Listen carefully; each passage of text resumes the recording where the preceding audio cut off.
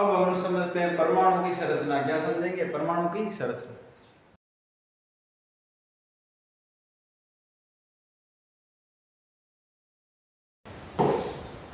जो आपका अध्याय 4 है उसके अंदर जो परमाणु के बारे में उसके डाल्टन के बाद आपके प्लम पुडिंग मॉडल दिया था। प्लम पुडिंग मॉडल क्या होता है और तो इस बारे में अपन विस्तार से देखेंगे।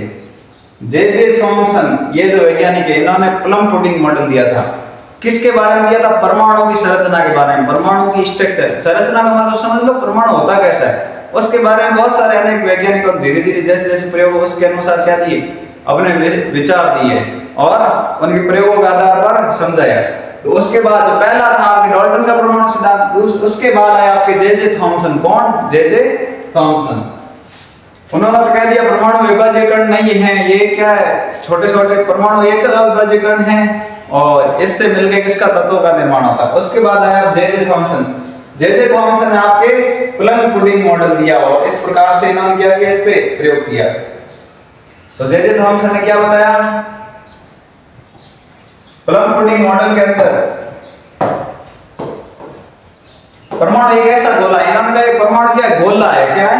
गोला है जिसमें एक समान रूप से वितरित धनावेशित पदार्थ होते हैं।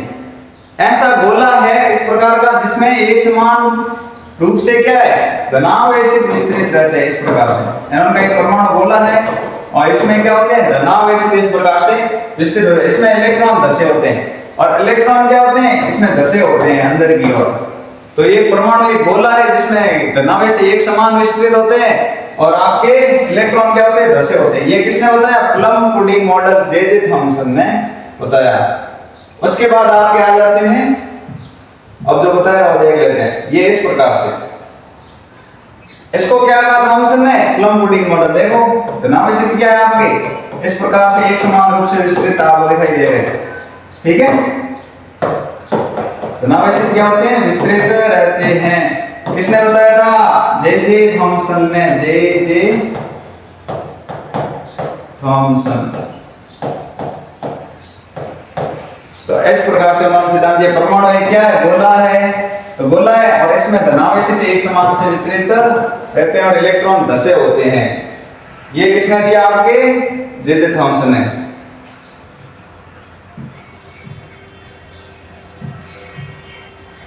ये देखो आप, परमाणु एक गोला है जिसमें एक समान रूप से धनावेशित पदार्थ और इसमें इलेक्ट्रॉन धसे रहते हैं। ये आपके धनावेशित पदार्थ, ये आपके क्या है, धनावेशित पदार्थ और ये आपके इलेक्ट्रॉन, छोटे छोटे इलेक्ट्रॉन क्या होते हैं, धसे रहते हैं। ये किसने बताया?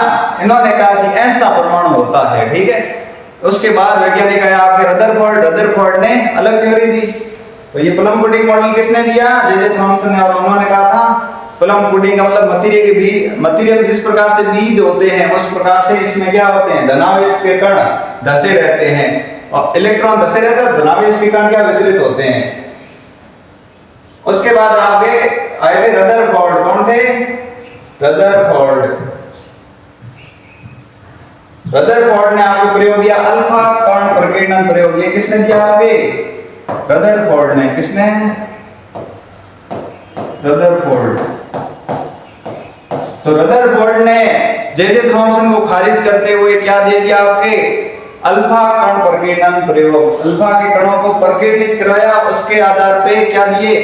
आपके थ्योरीज दी। अधिकांश कण अल्फा कण में बहुत ही पतली सरवण पन्नी से सीधे गुजर गए। इन्होंने कहा कि हमने एक परमाणु लिया, उसके अंदर से अल्फा कण का प्रवेश करवाया तो बहुत सारे जो अल्फा कण वो सीधे गुजर गए। कुछ कण अल्फा कणों को एक बड़े बाउंड पर प्रकीर्णित करने का सामना करना पड़ा। कुछ जो अल्फा कण थे वो क्या हो गए, जिसमें परमाणु के अंदर सीधे नहीं जा सके, उनको सामना करना पड़ा। और कुछ कण वापस आपतित या प्रकीर्णित और कुछ कण क्या हो गए, उसको टकरा के वापस आ गए सीधे के सीधे। इस प्रकार समझे। अब इसको चित्र के अनुसार देख लेते क्या होता है।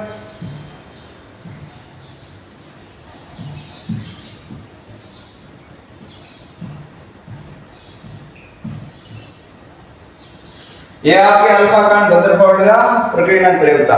उन्होंने क्या किया? एक सरवण पन्नी ली। क्या ली? आपके सरवण पन्नी, सोने की पन्नी। क्या थी? सरवण पन्नी। और अल्फा कणों को, यहां से अल्फा कणों को क्या करवाया? प्रकीर्णित करवाया, किसके?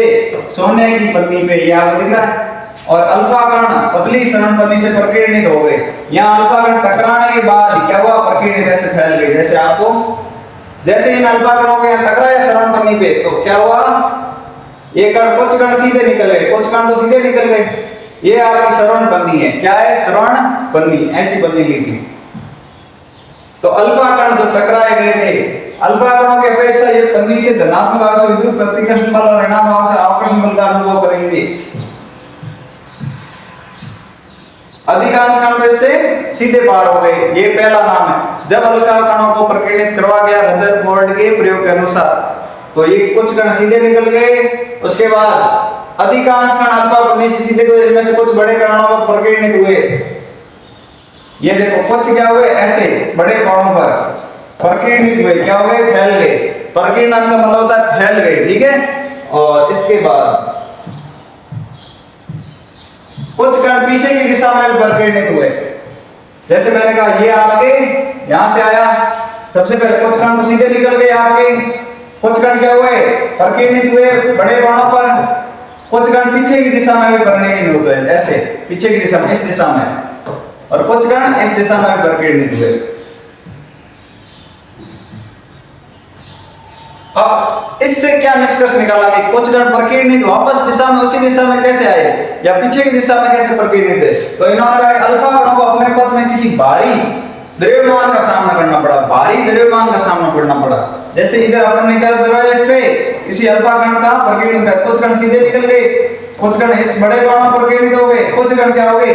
वापस। तो यहाँ कोई क्या था? भारी द्रव्यमान था। क्या था? द्रव्यमान था, जिससे बड़े कणों पर प्रकीर्णित हुए। क्या हुए? बड़े कणों पर। तो इन्होंने कहा सोने की पन्नी है, उसके मध्य क्या है? कोई बड़ा नाभिक है, जो जिसको अपन बोलते हैं आपका प्रोटॉन और न्यूट्रॉन। कौन होते हैं यहाँ पे? प्रोटॉन और न्यूट्रॉन। वो क्या होते हैं? भारी द्रव्यमान का कण। तो इन्होंने अनुमान लगाया, परफेक्ट नहीं है, इन्होंने अनुमान क्या लगाया? भारी द्रव्यमान को एक छोटे आयतन में स्थित होना चाहिए। तो भारी द्रव्यमान पूरे परमाणु के अंदर नहीं होता, एक छोटे द्रव्यमान में होता है। परमाणु में शेष स्थान खाली होना चाहिए। ये क्या होगा? परमाणु के छोटे भाग में द्रव्यमान होगा और बाकी शेष भाग क्या होगा? खाली। ये भाग खाली होगा। यहाँ पर अभी देखते हैं क्या पाए जाते हैं? इलेक्ट्रॉन। अभी तक इन्होंने नाभिक की खोज की थी, परमाणु के नाभिक की खोज। धनात्मक आवेशों का व्यवस्थित वितरण परमाणु के केंद्र और छोटे क्षेत्र में संकेंद्रित होता है। अब इस प्रयोग के आधार पर दर्पण बताया कि धनावेश होता है जो परमाणु में क्या होता है? केवल केंद्र या केंद्र के अंदर, छोटे केंद्र के अंदर, नाभिक के अंदर क्या होता है? सकेंद्रित, ना कि पूरे परमाणु में फैला होता है। इसलिए इस प्रकार से इन्होंने क्या कर दिया? रदरफोर्ड का जो परमाणु मॉडल था, रदरफोर्ड ने क्या किया? धनावेश ऐसे क्या होते हैं? वितरित होते हैं पूरे परमाणु में। इन्होंने कहा नहीं, ऐसे वितरित नहीं होते हैं। और इलेक्ट्रॉन कहाँ होते हैं? इन्होंने कहा छोटे छोटे इस प्रकार से अंदर धसे होते हैं। इनका ऐसे नहीं होता है। परमाणु का आकार कैसा होता है? परमाणु के आकार के मध्य में क्या होता है? आपके नाभिक होता है। और यही आपके धनावेशित कण क्या होते हैं? एक सकेंद्रित होते हैं। क्या होते हैं? सकेंद्रित।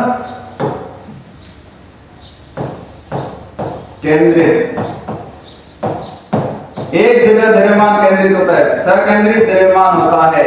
बाकी क्या होता है? पूरा भाग, ये वाला भाग खाली होता है। क्या होता है? खाली होता है। इस प्रकार से थॉमसन मॉडल को क्या कर दिया? गलत सिद्ध कर दिया। तो दो मॉडल पढ़े थे अपन ने।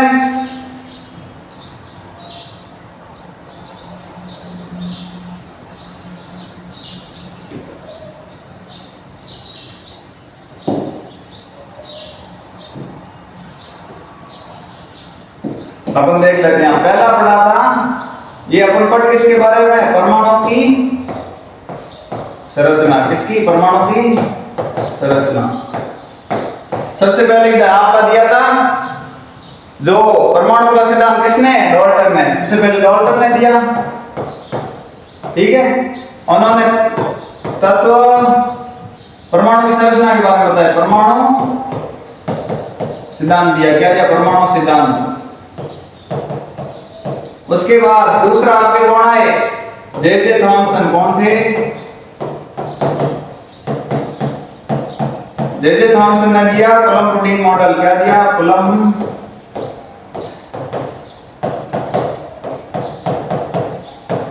पुडिंग मॉडल, ठीक है। और तीसरा आपके क्या था, ये आपके था रदरफोर्ड।